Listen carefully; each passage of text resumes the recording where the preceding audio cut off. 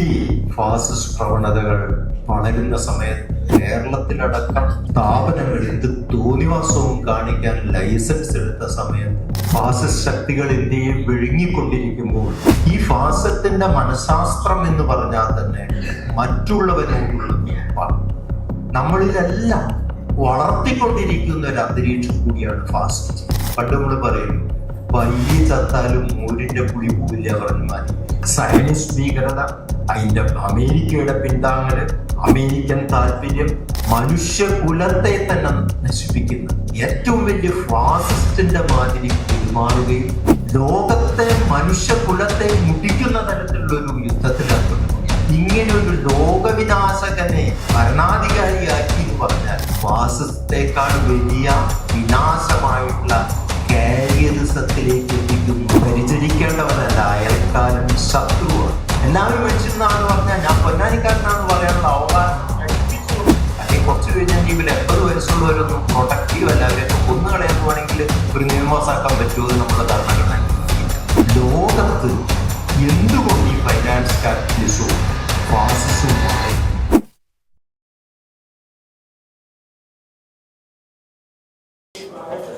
അധ്യക്ഷ സ്ഥാനത്തിരിക്കുന്ന ബഹുമാന്യനായ സഖാവ് എ പ്രദീപ് കുമാർ, ഈ സമ്മേളനത്തിന് സ്വാഗതം പറഞ്ഞ പ്രിയങ്കരനായ ഡോക്ടർ യു ഹേമന്ത് കുമാർ, പുസ്തക പരിചയം നടത്തിയ പ്രിയങ്കരനായ എ എം ഷിനാസ്, വളരെ രസകരമായ പ്രഭാഷണത്തോടെ ഈ പുസ്തക പ്രകാശനം നടത്തിയ പ്രിയങ്കരനായ പാർലമെന്റ് അംഗം, പ്രഗത്ഭനായ പാർലമെന്റ് അംഗം ഡോക്ടർ ജോൺ ബ്രിട്ടാസ്, സംഭാഷണം നടത്താനെത്തിയ നമ്മുടെ ഏറ്റവും പ്രിയങ്കരനായ കെ എൻ, ആശംസകൾ നേരാനെത്തിയ എം മഹബൂബ്, ഫസൽ ഗുഫോർ എത്തിയിട്ടില്ല, അജിത വരുന്നതിന് പ്രതീക്ഷിക്കുന്നു, പ്രിയങ്കരനായ എഴുത്തുകാരൻ പി കെ പാറക്കടവ്, പ്രസാദ് മാഷ്, പ്രിയങ്കരനായ കെ രമേശ്, ഫാത്തിമത്ത് സുഹറ,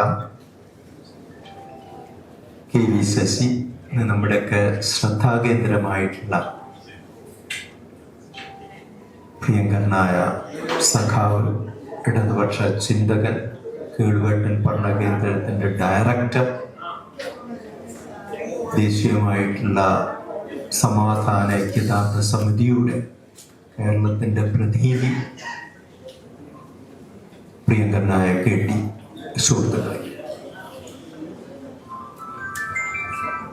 നവഫാസിസവും നവലോകക്രമവും എന്നൊരു പുസ്തകത്തിന്റെ പ്രകാശനമാണ് ഇവിടെ നടന്നത്. അവതാരികയില് ഗോവിന്ദ മാഷ് പറഞ്ഞത് വളരെ പ്രസക്തമായിട്ടുള്ള കാര്യമാണ്. ഫാസിസ്റ്റ് ശക്തികൾ ഇന്ത്യയെ വിഴുങ്ങിക്കൊണ്ടിരിക്കുമ്പോൾ ഏറ്റവും പ്രസക്തമായ ഒരു പുസ്തകമാണ് കെ ടി പുറത്തിറക്കിയിരിക്കുന്നത്. അതിപ്പോ പശ്ചിമേഷ്യയിലെ അസ്ഥിരതകൾ നടന്നുകൊണ്ടിരിക്കുന്ന സമയത്ത്, ഇന്ത്യയിൽ ഫാസിസ്റ്റ് പ്രവണതകൾ വളരുന്ന സമയത്ത്, അതിൻ്റെ അനുരണനങ്ങൾ കേരളത്തിലടക്കം വ്യാപിക്കുന്ന സമയത്ത്, കേരളത്തിലടക്കം ഇഡി പോലെയുള്ള സ്ഥാപനങ്ങൾ എന്ത് തോന്നിവാസവും കാണിക്കാൻ ലൈസൻസ് എടുത്ത സമയത്ത് ഈ പുസ്തകം വളരെ പ്രസക്തമാവുകയാണ്. ഈ പുസ്തകത്തിൽ ആദ്യത്തെ അധ്യായം ഒരു ഷിനാസ് ഏറ്റവും മനോഹരമായിട്ട് അവതരിപ്പിച്ചു. എന്നാലും ഏറ്റുവാങ്ങിക്കൊണ്ട് പറയേണ്ട ഉത്തരവാദിത്വമുണ്ട്. എങ്ങനെയാണ് ഫാസിസം ജനങ്ങളുടെ പ്രതിസന്ധിയുടെ അവസ്ഥകളെ മുതലെടുത്തുകൊണ്ട് വളർന്നു വരുന്നത്? ചെലവ് ചുരുക്കൽ പ്രക്രിയയാണെങ്കിലും കുടിയേറ്റ വിരുദ്ധ പ്രചരണങ്ങളൊക്കെ ആയിട്ട് തന്നെ ഈ ഫാസിസത്തിന്റെ മനഃശാസ്ത്രം എന്ന് പറഞ്ഞാൽ തന്നെ മറ്റുള്ളവനോടുള്ള വെറുപ്പാണ്.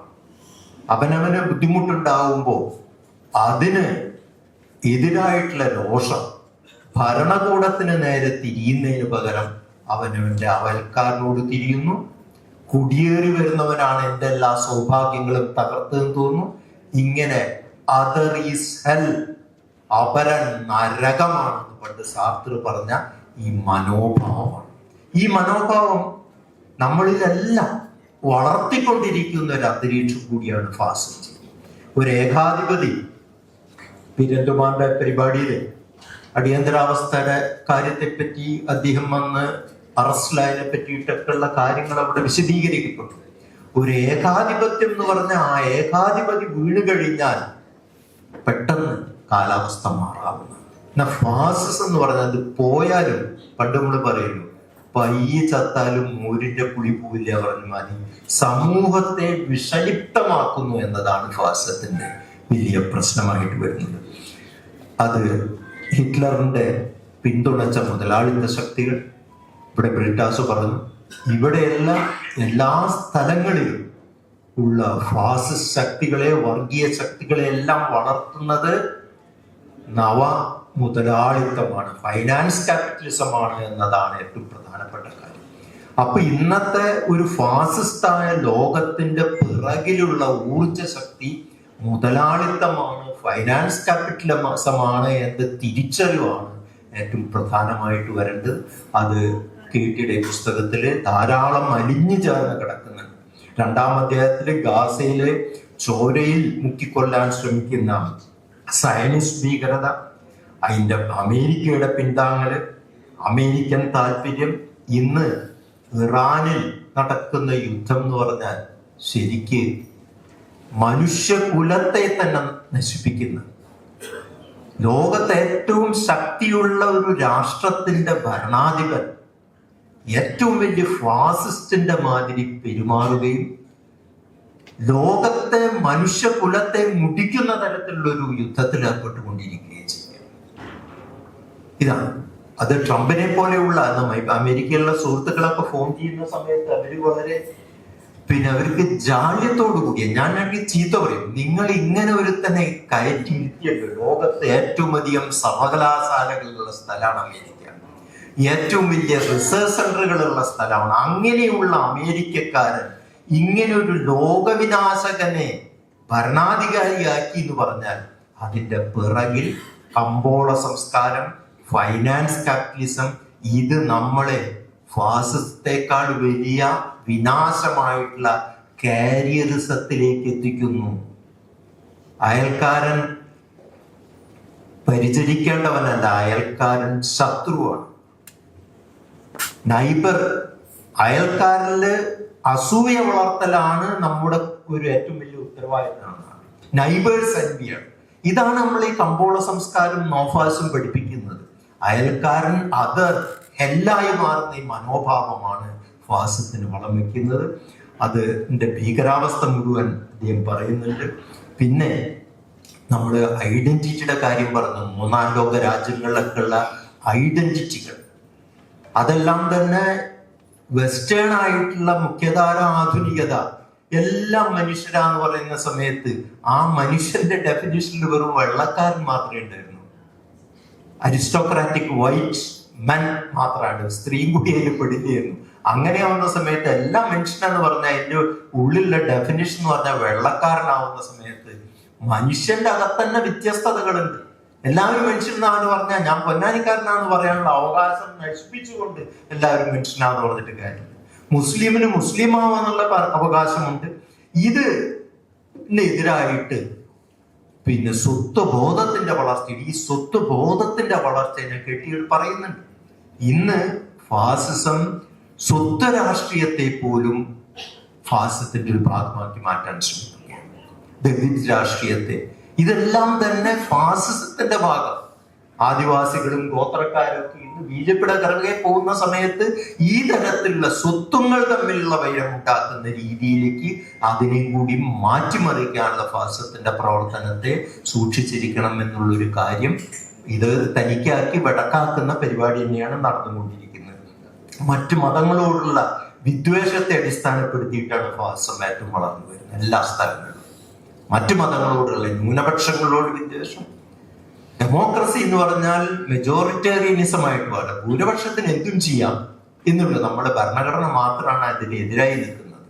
ഭരണഘടനയിൽ 2/3 ഭൂരിപക്ഷം ഉണ്ടെങ്കിൽ എന്തു നിയമം പാസ്സാക്കാന്ന് സാധിക്കില്ല എന്ന് ഭരണഘടനയിൽ സുപ്രീം കോടതി അതിന്റെ വിശദീകരണം നൽകിയിട്ടുണ്ട്.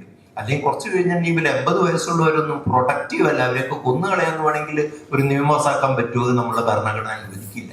ഇതാണ് മൗലികാവകാശ സംരക്ഷണം. ഇങ്ങനെയുള്ള ഇതെല്ലാം അട്ടിമറിച്ചുകൊണ്ട് സുപ്രീം കോടതിയിലടക്കം ഇപ്പോൾ ഉള്ള ഒരു തലമുറ ജഡ്ജസും കൂടി പോയി കഴിഞ്ഞാൽ ഇവര് ഇടിയാളുകളാണ് വരുന്നത്. SIR-ലൊക്കെ എന്താണ്, ഇതിനെല്ലാം അംഗീകരിച്ചു കൊടുക്കാണ് സുപ്രീം കോടതി ചെയ്തുകൊണ്ടിരിക്കുന്നത്. ഭരണഘടനാ സ്ഥാപനങ്ങളെല്ലാം ഉള്ളിൽ നിന്ന് തുരങ്കം വെക്കുന്നു. ഹിറ്റ്ലർ ജനാധിപത്യ വ്യവസ്ഥിതിയിൽ കൂടിയാണ് ഏറ്റവും വലിയ ഫാസിസ്റ്റായി വന്നത്. പക്ഷെ ഇതിനൊക്കെ നമ്മൾ പിന്നെ വിശകലനം ചെയ്യുമ്പോൾ ചില വാക്കുകളുടെ പ്രശ്നം, ഇപ്പൊ ഷിനാസ് വളരെ ദൂരകൂടി പറയുമ്പോൾ ഞാൻ ചെറിയൊരു ഇതെനിക്കുണ്ടായി. ഞാനും അമേരിക്കയിലത്തെ ചില ഒരു രതീദ്വീപുണ്ട്, അവര് വിളിക്കുന്ന സമയത്ത് ജൂത എന്ന വാക്കിനെ ഉപയോഗിക്കുമ്പോൾ എന്താ രാമനുണ്ണി ജൂതർ എന്നുള്ള വാക്ക് ഒരിക്കലും ഉപയോഗിക്കരുത്. കാരണം ജൂതരാൻ കൂടിയാണ് അവിടെ ഈ സയനിസ്റ്റുകൾക്കെതിരെ. നിങ്ങൾ സയനിസ്റ്റ് എന്ന വാക്ക് തന്നെ ഉപയോഗിക്കണം. ജൂതന്മാര് മുഴുവൻ അങ്ങല്ല, ഈ നെതന്യാഹുവിന് ഏറ്റവും അധികം എതിരായി പ്രവർത്തിക്കുന്ന ജൂതന്മാർ അവിടെ ഉണ്ട് നാം മനസ്സിലാക്കണം. ഞാൻ ഇന്നലെ ജൂതരായിട്ടുള്ള എന്റെ സുഹൃത്തുക്കളുടെ കൂടെയാണ് നെതന്യാഹുവിനെതിരായിട്ട് ഞാൻ പിന്നെ അവിടെ വലിയ മുദ്രാവാക്യം കൂടി അമേരിക്കയിലുണ്ട്. അപ്പൊ ഇതൊക്കെ നമ്മൾ ഇങ്ങനത്തെ ഇതിലേക്ക് നമ്മൾ വാക്കുകളുടെ പ്രയോഗത്തിൽ തന്നെ ഞാനും ഇതുമാതിരി തന്നെയാണ് ജൂതൻ എന്നാണ് ഞാൻ ഉപയോഗിച്ചത്. അങ്ങനെ ആലോചിക്കുകയാണെങ്കിൽ പിന്നെ ആൽബർട്ട് ഐൻസ്റ്റൈൻ ജൂതനായിരുന്നു, സിഗ്മണ്ട് ഫ്രോയിഡ് ജൂതനായിരുന്നു, കാറൽ മാർക്സ് ജൂതനായിരുന്നു. എന്തിന്? ഒരു കവിളത്തടിച്ചാൽ മറ്റേ കവിള് കാണിച്ചു കൊടുക്കണം എന്ന് പറഞ്ഞ യേശു ക്രിസ്തു ജൂതനായിരുന്നു എന്നുള്ളത്. അപ്പൊ നമ്മളുടെ വൊക്കാബുലറിയിൽ തന്നെ ഒരിക്കലും ഉണ്ടാക്കാനായിട്ട് വരുന്ന സമയത്ത് ഞാൻ ഒരിക്കലും അവരോട് പറഞ്ഞതാണ്, നമ്മൾ ഈ ഹിന്ദുത്വം എന്ന വാക്ക് നമ്മൾ ഉപേക്ഷിക്കാൻ വലിയ പ്രശ്നമാണ്. എല്ലാ ഹിന്ദുക്കളും അറിയാതെ ഹിന്ദുക്കളായവരൊക്കെ ജനരീതിയിൽ എഴുതി വരക്കുന്നതിന്റെ കൂടെ പോകുന്നത് എന്താ ഹിന്ദുക്കളെ ലോകത്തെ ഏറ്റവും നശിപ്പിക്കുന്ന ഒരു പ്രസ്ഥാനമാണ് ഇന്ത്യൻ ഫാസിസം. അത് ഹിന്ദുവിന്റെ സംരക്ഷണത്തിന് വേണ്ടിയില്ല. അപ്പൊ ഞാനത് ഈ കാര്യം എന്റെ മനസ്സിൽ ഉദിച്ചപ്പോ നമ്മൾ ഈ വാക്കുകളുടെ പ്രയോഗം എങ്ങനെ അപകടകരമായി വരുന്നു, നമ്മളെയും കൂടി ഇങ്ങനെ വാക്കുകൾ എങ്ങനെ അപകടത്തിൽപ്പെടുത്തുന്നു എന്നൊരു സൂചന തന്നു മാത്രമേ. ഈ പുസ്തകം സത്യത്തിൽ എനിക്ക് പറയുകയാണെങ്കിൽ ഇതില് അമേരിക്കൻ ചരിത്രത്തിൽ നടത്തിയിട്ടുള്ള അമേരിക്കയുടെ പാതകങ്ങള്, പശ്ചിമേഷ്യയുടെ ഭൂപടം മാറ്റിമറിക്കാൻ ശ്രമങ്ങള്, വംശഹത്യ, കാലാവസ്ഥാ വ്യതിയാനത്തിന്റെ കാര്യത്തിൽ പിന്നെ ട്രംപ് അധികാരത്തിൽ ഏറിയ ഉടനെ ആദ്യം പുറപ്പെട്ട ഉത്തരവ് പാരീസ് ട്രീറ്റിയിൽ നിന്ന് വിഡ്രോവലാണ്. പാരീസ് ട്രീറ്റി കാർബൺ എമിഷൻ കൂട്ടിയിട്ട് മനുഷ്യകുലത്തിന്റെ നിലനിൽപ്പിന് അപകടത്തിലാകുന്ന കാലാവസ്ഥാ വ്യതിയാനത്തെ തടയാനുള്ള നിയമത്തെ ഇല്ലാതെയാക്കി. അത്രയ്ക്ക് പിന്നെ ക്യാപിറ്റലിന്റെ വളർച്ചയ്ക്ക് വേണ്ടി അങ്ങനെ മനുഷ്യകുല വിനാശകനായിട്ട് വന്നിട്ടുള്ള ട്രംപ് ഇന്ന് യുദ്ധത്തിൽ കൂടെ മനുഷ്യന്റെ വംശത്തെ നശിപ്പിക്കാൻ ശ്രമിക്കുകയാണ്. ഇത് പലപ്പോഴും നമ്മള് പിന്നെ ഇങ്ങനെ ഈ ഭാഗീയതകൾ നമ്മളെ മനസ്സിലുണ്ടാക്കുമ്പോൾ ചില അപകടങ്ങളാണ്. അപ്പോ ഈ ജൂതരുടെ ഈ സയനിസ്റ്റുകളുടെ പ്രവർത്തനം ജൂതർക്കെതിരായിട്ടുള്ള ഒരു വികാരം നമുക്ക് ഉണ്ടാക്കുന്നത് അറിയാതെ നമ്മൾ തോന്നുന്നത്. അപ്പോൾ ഇതിന്റെ പേരിൽ പിന്നെ നമ്മളെ വളരെ ഒരു സുഹൃത്ത് പറഞ്ഞു, ഹിറ്റ്ലർ ജൂതരെ കൊണ്ട് പറഞ്ഞൊരു കാര്യത്തിൽ കുറെ ശരിയാണ്. ഹിറ്റ്ലർ പറഞ്ഞ ഉത്തരം തമാശ. അപ്പൊ ഹിറ്റ്ലറോട് ചോദിച്ചു, എന്നാ എല്ലാ ജൂതരെയും നിങ്ങൾക്ക് കൊന്നൊടുക്കായിരുന്നു ചോദിച്ചപ്പോ ഹിറ്റ്ലർ പറഞ്ഞ കുറച്ച് ആൾക്കാരെ ഞാൻ ബാക്കി വെച്ചത്, ഇവരത്ര മോശക്കാരാണ് പിന്നെ ലോകം പഠിച്ചോട്ടെ വെച്ചിട്ട്. അപ്പോ ജൂതര് മുഴുവൻ മോശക്കാരായെന്നൊരു ധാരണ നമ്മളിലുണ്ടാകും. അപ്പൊ ഇതാണ് നമ്മളുടെ ഡെമോക്രാറ്റിക് ആയിട്ടുള്ള മനസ്സിലടക്കം ഈതരം വാക്പ്രയോഗങ്ങളെ കൊണ്ട് അതർ ഈസ് ഹെൽ എന്നൊരവസ്ഥയിലേക്ക് എത്തിക്കുന്നു എന്നതാണ് ഫാസിസത്തിന്റെ ഏറ്റവും വലിയ പ്രശ്നം. പാക് അമേരിക്കാന എന്ന് പറഞ്ഞിട്ടുള്ള ഒരു പ്രതിഭാസത്തെ പറ്റിയിട്ട് വളരെ മനോഹരമായിട്ട് കേട്ടി പറയുന്നുണ്ട്. അമേരിക്കൻ ആധിപത്യത്തിന്റെ കീഴിലാണ് ലോകത്തിന് സമാധാനം ഉണ്ടാവുള്ളൂ എന്നാണ്. ഇപ്പൊ ട്രംപാണല്ലോ നോബൽ പ്രൈസ് കിട്ടാൻ വേണ്ടി സമാധാനത്തിനുള്ള ആള് ശ്രമിച്ചുകൊണ്ടിരിക്കുന്നതാണ്. അപ്പോ അതിനു വേണ്ടിയിട്ട് ആധിപത്യം അമേരിക്കന്റെ കീഴ്പ്പെട്ട് ലോകം മുഴുവൻ നിൽക്കുകയാണെങ്കിൽ, അതായത് ഫൈനാൻസ് ക്യാപിറ്റലിസ്റ്റിന്റെ കീഴിൽ ലോകം നിൽക്കുകയാണെങ്കിൽ സമാധാനം ഉണ്ടാകും. അപ്പൊ നീതിയില്ലാതെ സമാധാനം ഉണ്ടാകില്ല എന്നതിന് വിരുദ്ധമായിട്ടുള്ള നീക്കങ്ങളെ പറ്റി പറയുന്നു. ഈ പുസ്തകം അതിന്റെ ഏറ്റവും പ്രസക്തമാകുന്നത് ആ ഒരു പുസ്തകം എപ്പോഴും പ്രസക്തമാകുന്ന ആ പുസ്തകത്തിന്റെ ഉള്ളടക്കത്തിന് പുറത്തേക്ക് നമ്മുടെ ചിന്തകളെ വ്യാപിപ്പിക്കുന്ന സമയത്താണ്. കേട്ടിലെ ഈ പുസ്തകം അതിന്റെ ഉള്ളടക്കം നമ്മളെ ഉറക്കം കെടുത്തുന്നത്. കേട്ടി പറയുന്ന എങ്ങനെയാണ് ഫാസിസം ഇന്ന് എത്തി നിൽക്കുന്ന ലോകാവസ്ഥയെ പറ്റി പറയുന്നു. അതൊരു പ്രവർത്തന പദ്ധതികൾ എങ്ങനെ ഇതിനെ നേരിടണം എന്ന ചോദ്യമാണ്. അതിലേക്ക് കേട്ടി ചില സൂചനകൾ നൽകുകയാണ് ചെയ്യുന്നത്. അതാണ് നമുക്ക് ചിന്തിക്കേണ്ടതായിട്ടുള്ള ഒരു പ്രധാനപ്പെട്ട കാര്യം. ഇതിന്റെ സൊല്യൂഷനെ പറ്റി ആലോചിക്കുന്ന സമയത്ത് നമ്മളിപ്പോ പലപ്പോഴും ചെയ്തുകൊണ്ടിരിക്കുന്ന കാര്യം എന്ന് പറഞ്ഞാൽ ഇതിനെ എങ്ങനെ നമ്മൾ ശകാരിച്ചുകൊണ്ടിരിക്കും. ശരിയാണ്, ശകാരിക്കണ്ട തന്നെ, പക്ഷെ ശകാരം കൊണ്ട് നിൽക്കും. നമുക്ക് ശകാരിച്ചിട്ട് നമ്മൾ ഗില്ലറ്റിന്റെ ഒരു പൽച്ചക്രം ആൾക്കാരെ കഴുത്തുറത്ത് കൊല്ലുന്ന സാധനമാണ്. അതിനെ കുറെ ചീത്ത പറഞ്ഞിട്ട് കാര്യമില്ല, അതങ്ങനെ ചെയ്യൂ. അതുമാതിരി കോർപ്പറേറ്റിസത്തോട് കൂടിയിട്ടുള്ള ഫാസം അങ്ങനെ ചെയ്യൂ. അതിനെ നമ്മൾ എങ്ങനെ അതിനെ ഇല്ലാതെ ആക്കണം എന്നതിന്റെ പ്രവർത്തന പദ്ധതികളുടെ ആലോചന ചെയ്യുന്ന സമയത്താണ് പിന്നെ നമുക്ക് മനുഷ്യൻ മുഴുവൻ ചെകുത്താനാണ്, അതുകൊണ്ട് നേരെയാവില്ല എന്നുള്ള അവസാനത്തെ ഒരു കൺക്ലൂഷൻ നമുക്ക് എത്താൻ പറ്റുകയില്ല. അപ്പോൾ ഇതിന്റെ ചരിത്രപരമായിട്ട് ഇപ്പൊ ഇവിടെ പിന്നെ ഈ ഇവിടുത്തെ അടുത്ത ഇലക്ഷൻ കഴിഞ്ഞതിന് ശേഷം മാർക്സിസ്റ്റ് പാർട്ടി പിന്നെ അവനവന്റെ നിലപാടുകൾ നമ്മൾ എങ്ങനെയാണ് അവനവനെ പരിശോധിക്കുക. ഇവിടുത്തെ പരാജയമൊന്നും ഒരു പ്രശ്നമായിട്ട് കാണുന്നില്ല ഞാൻ. പക്ഷെ ലോകത്ത് എന്തുകൊണ്ട് ഈ ഫൈനാൻസ് ക്യാപിറ്റലിസവും ഫാസിസവും വളരുന്നു, എന്തുകൊണ്ടാണ് ഇവിടുത്തെ കമ്മ്യൂണിസ്റ്റ് ചിന്താധാരകൾക്ക് പതനമുണ്ടായതെന്നുള്ള ഒരു ഐഡിയോളജിക്കായിട്ടുള്ള വിശകലനം ആവശ്യമായിട്ട് വരും. അപ്പോൾ നമുക്ക് കണ്ടെത്താൻ പറ്റുന്ന ഒരു കാര്യം എന്ന് പറഞ്ഞാൽ അവസാന കാല മാർക്സിനെ, മെച്ചൂർ മാർക്സിനെ മനസ്സിലാക്കാൻ പറ്റിയുള്ള അപാകതയാണ് ഇന്ന് ലോകത്തെ ഈ ഫാസിസ്റ്റിലേക്ക് എത്തിയിരിച്ചിരിക്കുന്നത് എന്നുള്ളതാണ്.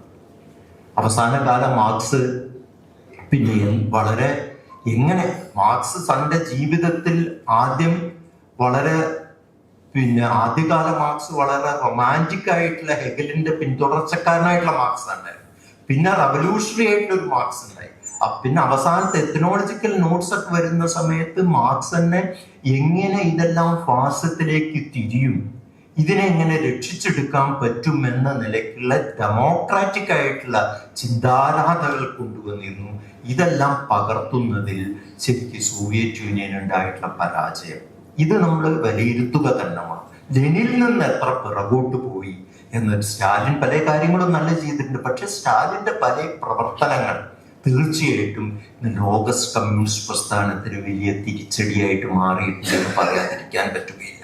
മച്ചുവർ മാർക്സിന്റെ ഇവിടെ ഗ്രാംഷിയുടെ വാക്ക്, ഗ്രാംഷി എന്നുള്ള വാക്ക് ജോൺ ബിട്ടാസ് പറഞ്ഞപ്പോൾ ഞാൻ വളരെ സന്തോഷനായി. നിയോ മാർക്സിസ്റ്റുകളായിട്ട് അവസാനകാല മാർക്സിന്റെ പിന്തുടർച്ചയായിട്ടുള്ള ഗ്രാംഷിയും ഹബർമാസിന്റെ ഒക്കെ കുറേയും കൂടി ലിബറൽ ആയിട്ടുള്ള ചില ചിന്താ പദ്ധതികളെ നമ്മൾ സ്വീകരിക്കുകയും വിലയിരുത്തുകയും ചെയ്ത് ലോകത്ത് തന്നെ ഇടതുപക്ഷത്തിന്റെ പിന്നെ ചിന്താധാരകൾ നവീകരിക്കാതെ ഈ കോർപ്പറേറ്റിസത്തിനും ഫാസിസത്തിനും ലോകത്തിന് തന്നെ മുക്തിയില്ലാത്ത ഒരവസ്ഥ വരും. ഇപ്പൊ നിയോ മാർക്സിസത്തിന്റെ ധാരകളുണ്ട്, ഗ്രാംഷിയുടെയും മക്ബാസിന്റെയും ഗുസ്താവോ ഗുണ്ടർസിന്റെ ഒക്കെ ഒരു ധാര എവിടെയുണ്ട്. അതേ സമയത്ത് തന്നെ പിന്നെ മൂന്നാം ലോക രാജ്യങ്ങളുടെ ഐഡന്റിറ്റികളെ ഉയർത്തിപ്പിടിച്ച് സാമ്രാജ്യത്വത്തിനെതിരായിട്ടുള്ള ഫ്രാൻസ് ഫാനന്റെ പോലെയുള്ള ധാരകളുണ്ട്. ഈ വക ധാരകളെല്ലാം അപ്രസക്തമാവുകയും അതിനൊന്നും ഉയർത്തിപ്പിടിക്കാൻ നമുക്ക് സാധിക്കാതിരിക്കുകയും ചെയ്തതാണ് സത്യത്തിൽ ലോകത്ത് തന്നെ ഇടതുപക്ഷ ചിന്തകളുടെ വലിയൊരു പരാജയത്തിലേക്ക് എത്തുന്നത്. ഇന്നിപ്പോ നമ്മൾ ചൈനയൊക്കെ പല കാര്യത്തിലും പിന്നെ അമേരിക്കൻ ക്യാപിറ്റലിസത്തോട് എതിരെ നിൽക്കുകയാണെങ്കിലും നമ്മൾ ചില കാര്യങ്ങൾ മനസ്സിലാക്കേണ്ടത് കോർപ്പറേറ്റിസം ഫൈനാൻസ് ക്യാപിറ്റലിസത്തിന്റെ അതേ മെത്തഡോളജിയിലാണ് ചൈനയും പോയിക്കൊണ്ടിരിക്കുന്നത്. ലെനിനെ എല്ലാം തള്ളിപ്പറയുന്ന രീതിയിലാണ് പിന്നെ ഇന്ന് പല കാര്യങ്ങളും റഷ്യയിലും നടന്നുകൊണ്ടിരിക്കുന്നത്. ഇതില് അവിടെയൊക്കെ തന്നെ റഷ്യയിലാണെങ്കിലും ചൈനയിലാണെങ്കിലും ഈ ഫൈനാൻസ് ക്യാപിറ്റലിസ്റ്റിനെ സപ്പോർട്ട് ചെയ്യുന്ന രീതിയിലുള്ള ബദൽ മാർഗങ്ങൾ കണ്ടെത്താതെയുള്ള കമ്മ്യൂണിസ്റ്റ് ലേബല് മാത്രം പോരാ, അതിന്റെ പ്രവർത്തന പദ്ധതികൾക്ക് വേണ്ടി ആലോചിക്കുന്ന കുറെ ആൾക്കാർ വരുന്നുണ്ട്. അങ്ങനെയായിട്ടുള്ള ഒരു ഐഡിയോളജിക്കലായിട്ടുള്ള ഒരു സൊല്യൂഷനിലേക്ക് എത്താതെ നമ്മൾ ഇതിനെ കുറ്റം പറഞ്ഞുകൊണ്ടിരുന്നിട്ട് ഒരു വിമോചനം സാധ്യമാവുകയില്ല. പക്ഷെ ഇപ്പോഴത്തെ ഈ പൊസിഷൻ, ഇപ്പോഴത്തെ അവസ്ഥ കേട്ടിയുടെ നോവല് നമ്മളെ ഉണർത്തണം. അതിന് എങ്ങനെയാണ് ഒരു പരിഹാരം, അതിനുള്ള ഐഡിയോളജിക്കലായിട്ടുള്ള പരിഹാരം നമുക്ക് എവിടുന്ന് ഉണ്ടാക്കാൻ പറ്റും, എങ്ങനെയാണ് ഞാനിത് പറയുന്ന മാർഗമിന്റെ ഒരു ലേഖനം എഴുതിയിട്ടുണ്ട്, മാറുന്ന മാർക്സും മാറുന്ന വിജയൻ എന്ന് പറഞ്ഞത്. ഇതിൽ ഈ കാര്യങ്ങളാണ് ഞാൻ ഇതിൽ പറഞ്ഞിട്ടുള്ളത്. എങ്ങനെ നമുക്ക് ഇതിൽ നിന്ന് വിമോചിതരാകാൻ പറ്റും? അത് അവസാനകാല മാർക്സിനെ മനസ്സിലാക്കാൻ സാധിക്കാതെ, പരിണമിക്കുന്ന മാർക്സിനെ മനസ്സിലാക്കാൻ സാധിക്കാതെ, അതിൻ്റെ തുടർച്ചയായിട്ടുള്ള നിയോ മാർക്സിസത്തെയും മൂന്നാം ലോക മാർക്സിന്റെയും വിമോചന സാധ്യതകൾ ഉപയോഗിക്കാൻ പറ്റാത്തത് ഒരു വലിയ പ്രശ്നമാണ്. ആ രീതിയിലുള്ള ചിന്താധാരകളിലേക്ക് നമുക്ക് പ്രവേശിക്കാൻ ഇപ്പോഴത്തെ ഇടതുപക്ഷ ചിന്തകർക്ക് സാധിക്കണം എന്നാണ് എനിക്ക് പറയാനുള്ളത്. പുതിയ ആലോചനകൾക്ക് വേണ്ടിയിട്ടുള്ള ഒരു ഷോക്ക് ട്രീറ്റ്മെന്റ്, അതിപ്പോ കേരളത്തിലത്തെ ഒരു പരാജയം എന്നുള്ള നിലയ്ക്കല്ല, അല്ലാത്ത രീതിയിൽ തന്നെയുള്ള ചില ചിന്തകൾക്ക് നമ്മൾക്ക് ഈ അവസ്ഥ നമ്മളെ പ്രചോദിപ്പിക്കാൻ സാധിക്കട്ടെ എന്ന് മാത്രം പറഞ്ഞുകൊണ്ട് ഞാൻ എൻ്റെ വാക്കുകൾ അവസാനിപ്പിക്കുന്നു. നമസ്കാരം.